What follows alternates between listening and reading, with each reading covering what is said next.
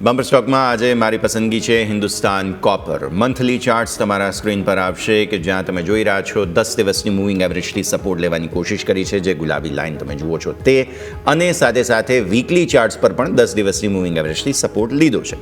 No doubt candle પાછલા સપ્તાહની ખરાબ હતી, પણ હા, સપોર્ટ લીધું છે. પ્લસ તમે બે લાલ સ્ક્વેર જુઓ છો સ્ક્રીન પર, જે એક સપોર્ટ એરિયા બને છે. 2 વખત ત્યાંથી સપોર્ટ લઈને ઉપર આવ્યા છો અને હજુ ત્યાંથી દૂર છો. હવે આવો ગ્રાફિક્સ પર. દેવું કંપની સતત ઘટાડી રહી છે અને લગભગ દેવા મુક્ત કંપની છે, એટલે સૌથી પહેલું મારું પસંદગીનું ફેક્ટર આ બને. બીજું ફેક્ટર એ કે ઇલેક્ટ્રિક વ્હીકલની ડિમાન્ડ સતત યથાવત છે અને કોપરની માંગ સતત વધારવાના છે. ઇલેક્ટ્રિક કોઈ પણ પાર્ટ્સ હોય, વાયર હોય તો પણ કોપરની જરૂર પડે, એટલે હિન્દુસ્તાન કોપર ખરીદવાની સલાહ છે. મારા ટાર્ગેટ્સ બની રહ્યા છે અહીંયાથી સૌથી પહેલાં તે છે 362ના, કે જે તમારો આ મંથલી ચાર્ટ્સ પર સુપર ટ્રેન્ડ બને છે, અને ત્યારબાદ 415, જે ઓલરેડી તમારા 52 વીક હાઈ બને છે. લોંગ ટર્મ પસંદગી છે, ધીરે ધીરે મક્કમ ગતિએ ખરીદો. સ્ટોપ લોસ બને છે 213 પર. એ જે સ્ક્વેર બોક્સ બનાવ્યા હતા ને આપણે બે લાલ, તેનું ન્યૂનતમ સ્તરોની જગ્યા, એટલે 213નો સ્ટોપ લોસ ધ્યાન પર રાખવાનો છે. આ છે લોંગ ટર્મ માટે હિન્દુસ્તાન કોપર. યોમિક, આપની પસંદગી. જી, મારા તરફથી આજના દિવસે રહેશે તો એ છે યુપીએલ.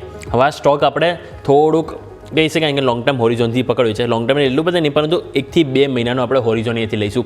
હવે યુપીએલ આપણે શા માટે પસંદ કર્યો, તો આ તમારી સામે જે છે એ છે વીકલી ચાર્ટ છે.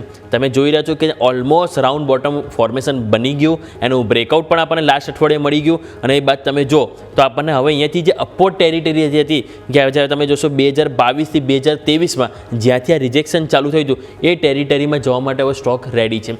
એક તો રાઉન્ડ બોટમ ફોર્મેશનનું બ્રેકઆઉટ, બીજું તમે જોશો તો ઇનસાઇડ બારનું પણ બ્રેકઆઉટ આપણને વીકલી ચાર્ટમાં જોવા મળ્યું છે, અને એ જ કારણથી આપણને સ્ટોકમાં સારી એવી તેજી જોવા મળી શકે છે. તો લેવલની વાત કરીએ તો ઉપર આપણને એક 775 લેવલ સૌથી પહેલાં આવતું જોવા મળી શકે. જો એ પણ ટકી ગયું ત્યાં અને ઉપર ફર્ધર ફોલોઅપ જોવા મળ્યું તો આપણને 810 સુધીના પણ લેવલ જોવા મળી શકે છે.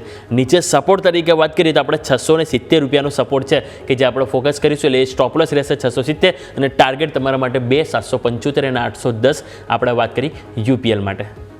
તો આજના આ બે કાઉન્ટર્સ છે, યુપીએલ અને હિન્દુસ્તાન કોપર, બંને પર નજર રાખવાની રહેશે.